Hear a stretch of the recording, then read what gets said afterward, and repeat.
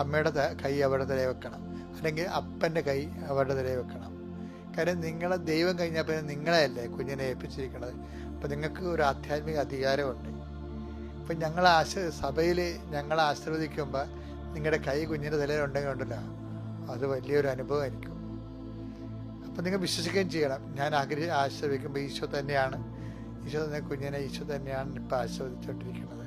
എന്നെ ഈശോ ഒരു ഉപകരണം, ആശീർവാദത്തിൻ്റെ ഉപകരണമാക്കുകയാണ്. കർത്താവെ, ഞാൻ കുഞ്ഞുങ്ങളെ സംബന്ധിച്ച് പ്രാർത്ഥിക്കുന്ന ഈശോയെ, പരീക്ഷയ്ക്ക് ഒരുങ്ങുന്ന മക്കളെ, ഇപ്പോൾ 2 പരീക്ഷ എഴുതി കുറച്ച് ടെൻഷനൊക്കെ ഉണ്ട്, ഒരു കുഴപ്പമില്ല, എഴുതിപ്പോയത് എഴുതി. പീരാത്തസ് പറഞ്ഞ പോലെ what I have written is written for ever, അത് എഴുതിയിട്ടുണ്ട്. ബാക്കി നമ്മുടെ കയ്യിൽ നിന്ന് അത് കർത്താവാണ് നോക്കേണ്ടത്. ഇനി നമ്മളുടെ ഈ കഴിഞ്ഞു പോയ ഈ തൂയിപ്പോയ പാലിനെ കുറിച്ച് പദം പറഞ്ഞ് കരഞ്ഞിട്ട് കാര്യമില്ലെന്ന് പറഞ്ഞത്, അതുപോലെ അതൊന്നും ഓർക്കണ്ട. ഇനി പുതിയ കാര്യങ്ങൾ, ബാക്കി അത് ദൈവത്തിൻ്റെ ടേബിളിലേക്ക് നമ്മൾ മാറ്റുകയാണ്. ഞാൻ ഇങ്ങനെ തട്ടി മുട്ടിയൊക്കെ നിൽക്കേണ്ട കാര്യം, കുഞ്ഞുങ്ങൾ ആരെങ്കിലും എഴുന്നേറ്റ് വരണമെന്നുണ്ടെങ്കിൽ വന്നോട്ടെ എന്നുള്ളവർക്ക് സമയം കൊടുക്കുകയാണ്. ഓക്കെ, അപ്പോൾ ഹാപ്പി ആയിരിക്കുക. എല്ലാ കുഞ്ഞുങ്ങളെയും വിളിച്ച് വരുത്തുക. അവിടെ ശിരസിലൊക്കെ അപ്പനും അമ്മയും ഉണ്ടെങ്കിൽ 2 പേരും തന്നെ 2 കൈയില്ലേ, 4 കുഞ്ഞുങ്ങളുണ്ടെങ്കിൽ നമുക്ക് കൈകാര്യം ചെയ്യാൻ പറ്റുന്ന 4 കൈ നിങ്ങൾക്ക് ഉണ്ടല്ലോ, 2 പേർക്കും അപ്പനും അമ്മയ്ക്കും കൊണ്ട്.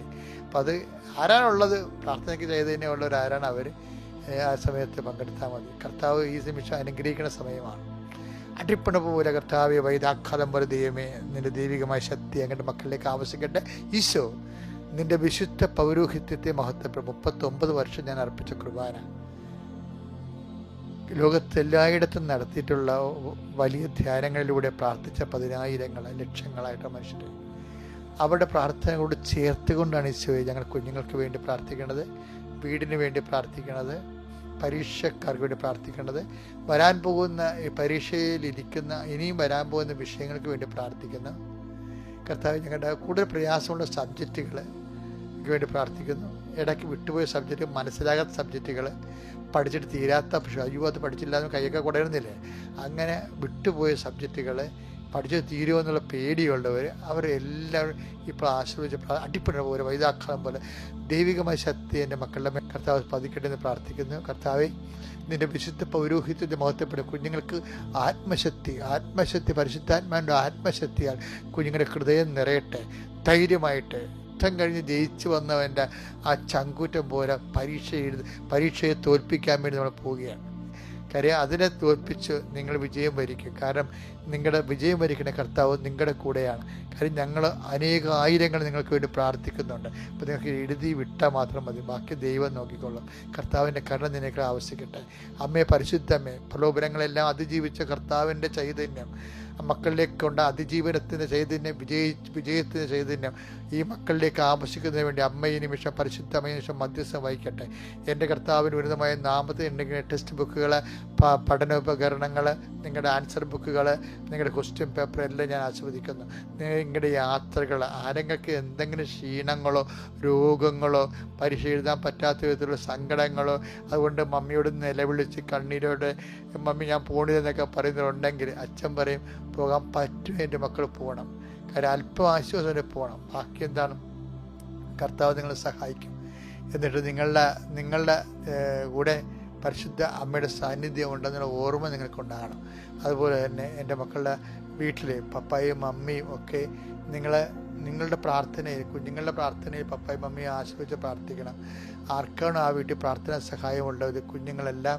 കാര്യം കുഞ്ഞുങ്ങൾ അധികം തിന്മകളൊന്നും ഇല്ലാത്ത കുഞ്ഞുങ്ങളായതുകൊണ്ട് ഒത്തിരി വിശ്വാസം ഉണ്ടെങ്കിൽ കുഞ്ഞുങ്ങളുടെ പ്രാർത്ഥനയ്ക്ക് ഭയങ്കര ബലമാണ്. അതുകൊണ്ട് മമ്മിക്ക് വേണ്ടി പ്രാർത്ഥിക്കണം, പപ്പയ്ക്ക് വേണ്ടി പ്രാർത്ഥിക്കണം, അപ്പായ്ക്ക് വേണ്ടി പ്രാർത്ഥിക്കണം. എൻ്റെ കർത്താവ്, എൻ്റെ കുഞ്ഞുങ്ങളെ സമർപ്പിച്ച് പ്രാർത്ഥിക്കുന്നു. എൻ്റെ കർത്താവിൻ്റെ ഉന്നതമായ നാമത്തിൽ സഭയുടെ അധികാരത്തിൽ കർത്താവ് പൊറുതിമുട്ടിയിരിക്കുന്ന കുടുംബങ്ങൾ, പല പല വിഷയങ്ങൾ കൊണ്ട്, മനോരോഗികൾ, ഡിപ്രഷനുള്ള രോഗികൾ, വയലൻ്റായിട്ടുള്ള പേഷ്യൻസുകൾ, അവരെ കൊണ്ട് പൊറുതിമുട്ടിയ മാതാപിതാക്കന്മാരെ നീ ഈ നിമിഷം സ്പർശിക്കണം. ആ മക്കളെ സ്പർശിക്കണം. എവിടെയെങ്കിലും പോയി ഒളിച്ചാൽ മതി എന്നൊക്കെ വിചാരിച്ചുകൊണ്ട് വീട് തന്നെ സങ്കടപ്പെട്ട് ജീവിക്കുന്നവരുണ്ട്.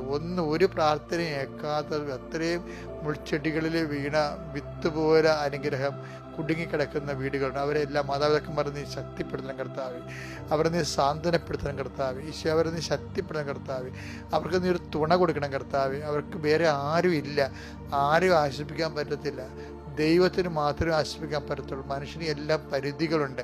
അത് നമ്മുടെ കൂടെയായിരിക്കും, എത്ര കൂടെയായിരുന്നാലും അതൊക്കെ ഒരു കൊട്ടായം കഴിയുമ്പോൾ നമുക്ക് എഴുന്നേറ്റ് പോകേണ്ടി വരും. അപ്പം അതുകൊണ്ട് തന്നെ കർത്താവെ നീ മാത്രമേ ഉള്ളൂ, സങ്കടക്കാർക്ക് നീ മാത്രമേ ഉള്ളൂ. നീ പ്രത്യേകം ഓർത്ത് ഈ പ്രാർത്ഥന കൊണ്ട് അവരെ അനുഗ്രഹിക്കണം, അവർ പോകുന്ന ഇടങ്ങളെ അനുഗ്രഹിക്കണം, അവരുടെ ആശയങ്ങളെ അനുഗ്രഹിക്കണം, അവരുടെ ചിന്തകളെ അനുഗ്രഹിക്കണം, അത് നടപ്പിൽ വരുത്തുന്ന രീതി അനുഗ്രഹിക്കണം. അവരുടെ അത് അന്ത്യനിമിഷം വരെ അവരറിഞ്ഞാലും അറിഞ്ഞില്ലെങ്കിലും അവരംഗീകരിച്ചാലും ഇല്ലെങ്കിലും എൻ്റെ പ്രാർത്ഥന, ഈ പ്രാർത്ഥനയുടെ ശക്തിയാൽ നിങ്ങളുടെ കുടുംബം അനുഗ്രഹിക്കപ്പെടുകയും ഇപ്പോഴുണ്ടാകുന്ന കടങ്ങൾ ലക്ഷക്കണക്കിന് രൂപ ആവശ്യമുള്ളൊരു വ്യക്തിയാകാൻ നീ കർത്താവ്, നീ പലരോട് ചോദിച്ചിട്ടും പല കാര്യങ്ങൾ പറഞ്ഞു നീ അവരെ നിനക്ക് കിട്ടാത്തൊരവസ്ഥയാണെങ്കിലും ഈ ഒറ്റ പ്രാർത്ഥന കൊണ്ട് കർത്താവ് നിന്നെ സന്ധിക്കും. ഇന്ന് ഇത്ര 19 മണിക്കൂർ നീ കുറിച്ചു വെക്കുക. അതിനുശേഷം നീ ആ 19 മണിക്കൂറാകാൻ വേണ്ടി പ്രാർത്ഥിച്ച് വിശുദ്ധരെ കാത്തിരിക്കുക. കർത്താവ് നിന്നെ അനുഗ്രഹിക്കുക. ഞാൻ നിങ്ങൾക്ക് വേണ്ടി ഈ 19 മണിക്കൂർ ഞാൻ ഓർക്കുമ്പോൾ നിങ്ങളിങ്ങനെ ടൈം എടുത്തിട്ട് വിടുതലിന് വേണ്ടി ടൈം എടുത്തവർക്ക് വേണ്ടി ഞാൻ പ്രത്യേകം പ്രാർത്ഥിക്കുന്നതാണ്. എൻ്റെ കർത്താവിന് ഉന്നതമായ നാമത്തിൽ, സഭയുടെ അധികാരത്തിൽ, കുരിശടയാളത്തിൽ ഓരോ ദൗത്യങ്ങൾക്കും യാത്രയ്ക്കും പോകുന്നവർ എൻ്റെ സബലീകരണത്തിന് ഈശോ നാമത്തെ ആശീർവദിക്കുന്നു. എൻ്റെ പ്രിയപ്പെട്ടവരെ, നമുക്ക് ഇന്ന് സന്ദേശം പറയുമ്പോഴേ ഞാൻ പണ്ടേ എത്ര ക്ലാസ്സിലാണെന്നൊന്നും ഓർക്കുന്നില്ല, ഈ ആദേശ സിദ്ധാന്തം എന്ന് പറഞ്ഞ സംഭവം ഉണ്ടല്ലോ, അല്ല 3ാം ക്ലാസ്സിലൊക്കെ ആയിരിക്കും, സയൻസിൽ ആർക്കിമിഡീസാണ് അത് ചെയ്തത്. അയാളുടെ ചെമ്പിൽ കയറി വെള്ളം നിറച്ചിട്ട് ചെമ്പിൽ കയറി ഇരുന്നപ്പോൾ അങ്ങയുടെ ബോഡിയുടെ അത്രയും വെള്ളം പുറത്തേക്ക് പോയി. അപ്പോൾ അങ്ങ് യുറേക്ക ഇതൊക്കെ പറഞ്ഞ പുള്ളി കണ്ടുപിടിച്ചത്. എന്താ പുള്ളി കണ്ടുപിടിച്ചതെന്ന് അറിയാമോ? പുള്ളി ആ പുറത്തേക്ക് പോയ വെള്ളത്തിന് വെയിറ്റിന് സമാനമാണ് പുള്ളിയുടെ ശരീരഭാരം എന്ന്. പക്ഷെ അതല്ല, അതിപ്പോൾ എല്ലാവർക്കും അറിയാവുന്ന കാര്യമാണ്. പക്ഷെ ആർക്കിമിഡീസ് പറഞ്ഞതായിട്ട് ഉള്ള ഒരു കാര്യം സെമിനാരി പഠിച്ചിട്ടുണ്ട്. നമ്മൾ ഗൂഗിളൊക്കെ സെർച്ച് ചെയ്താൽ കിട്ടും നിങ്ങൾ. ഇപ്പം എന്താ സംഭവിച്ചാൽ അയാൾ പറഞ്ഞത്, give me a firm spot to stand, I will move the earth. അതായത് നിങ്ങൾ എനിക്ക് ഭൂമിയിൽ ഉറച്ചു നിൽക്കാനുള്ള ഒരു സ്ഥലം താ, ഞാൻ ഈ ലോകത്തെ ചേഞ്ച് ചെയ്യാവുന്നു. ഈ ദിവസങ്ങളിൽ എൻ്റെ മനസ്സിൽ വന്നൊരു ചിന്തയാണ്. കാര്യം ഉറച്ചു നിൽക്കാനുള്ള സ്ഥലം എന്ന് പറഞ്ഞാൽ എന്താ? വചനമാണത്. കഴിഞ്ഞ ദിവസങ്ങളിൽ നമ്മൾ കണ്ടില്ലേ, യോഹന്നാൻ 17:17 എന്താണ് സത്യമായിട്ടുള്ള, എന്താണ്? അങ്ങയുടെ വചനമാണല്ലോ സത്യം. അപ്പം യോഹന്നാൻ 17:17 നമുക്ക് റിലേ ചെയ്യാൻ പറ്റുന്ന, നമുക്ക് ആശ്രയിക്കാൻ പറ്റുന്നത് എന്താണ്? ഉറച്ചു നിൽക്കാൻ പറ്റുന്നത് സത്യമാണ്. ഹെരാക്ലിറ്റസ് പറഞ്ഞായിരുന്നേ, ഹെരാക്ലിറ്റസ് അയാൾ ഗ്രീക്ക്, കർത്താവിന് മുമ്പ് എനിക്ക് പോണത് ഒരു 500 കൊല്ലം പറ്റിയ ജനിച്ച ആളാണ് ഹെരാക്ലിറ്റസ്. അപ്പോൾ അദ്ദേഹം പറഞ്ഞത്, you cannot step into a same river twice. നിങ്ങൾക്ക് ഒരു പുഴയിൽ നിങ്ങൾക്ക് 2 പ്രാവശ്യം കാലെടുത്ത് വെക്കാൻ പറ്റത്തില്ല. എന്താ കാര്യം? It will move. ആദ്യം കാലെടുത്ത് വെച്ച പുഴ ഒഴുകിപ്പോയെന്ന്, പിന്നെ നീ കാലെടുത്ത് വെക്കുമ്പോൾ അത് പുതിയ പുഴയാണ്. അയാൾ പറഞ്ഞ എല്ലാം ഇളക്കമാണ്. ഇളക്കം, തിളക്കം, അങ്ങനെയൊക്കെയുള്ളൊരു പ്രത്യേക പൊസിഷനാണ്. എല്ലാം ഇങ്ങനെ മാറിക്കൊണ്ടേയിരിക്കും. അപ്പം മാറ്റമില്ലാത്തത് എന്താണ്? ലുക്ക 21:33. ആകാശവും ഭൂമിയും കടന്നു പോകും. മാറ്റമുണ്ട് ഇതിനെല്ലാം. അത് തന്നെ ഹെറാക്ലിറ്റസ് പറഞ്ഞത് ശരിയാണ്. മാറ്റമുണ്ട്, ആകാശത്തിന് മാറ്റമുണ്ട്. ആകാശം എന്ന് പറയുന്നത് എന്താണ്? ടൈം അല്ലേ? ആകാശത്തു നിന്നല്ലേ ടൈം എന്ന് പറയുന്നത്? Time is the measurement of movements. എന്ന് വെച്ച് കഴിഞ്ഞാൽ പ്രപഞ്ചത്തിലെ ചലനങ്ങളുടെ ഒരു ഏകകമാണ് ടൈം എന്ന് പറയുന്നത്. അപ്പോൾ അതെന്താണ്? ആ ടൈം, ആകാശം എന്ന് വെച്ചാൽ ആകാശം മാറുമെന്ന് വെച്ചാൽ ടൈം മാറും. പിന്നെന്താ? സ്പേസ്, ഭൂമി, എർത്ത്, അതും മാറും. എന്നാൽ എൻ്റെ വാക്കുകൾ കടന്നു പോവുകയില്ല, എൻ്റെ വാക്കുകൾക്ക് മാറ്റമില്ല എന്നതാണ്. അത് തന്നെയാണ് എല്ലാവരും റിപ്പീറ്റ് ചെയ്യണം. ഈശോ 17:17 ഈ ലൂക്ക 21:33 എൻ്റെ വാക്കുകൾക്ക് മാറ്റമില്ല എന്ന് പറഞ്ഞുകൊണ്ടാണ് യോഹന്നാൻ 17:17 ഈശോ പറഞ്ഞത്. എന്താണ്? അങ്ങനെ വചനമാണല്ലോ സത്യം, ബാക്കിയെല്ലാം ചലനമാണ്. അയാൾ പറഞ്ഞത് ശരിയാണ്. We cannot step into same river twice. ഒക്കെ എല്ലാം മാറിക്കൊണ്ടിരിക്കും. അതുകൊണ്ടാണ് പർമെനൈഡസ് പറഞ്ഞത്, അതുകൊണ്ടാണ് അർക്കമിഡീസ് പറഞ്ഞത്, എനിക്കൊരു സ്ഥലം, മാറ്റമില്ലാത്ത ഒരു സ്ഥലം താ. അപ്പോൾ നമ്മൾ വിശ്വാസിയെ സംബന്ധിച്ച് മാറ്റമില്ലാത്ത സ്ഥലം എന്താണ്?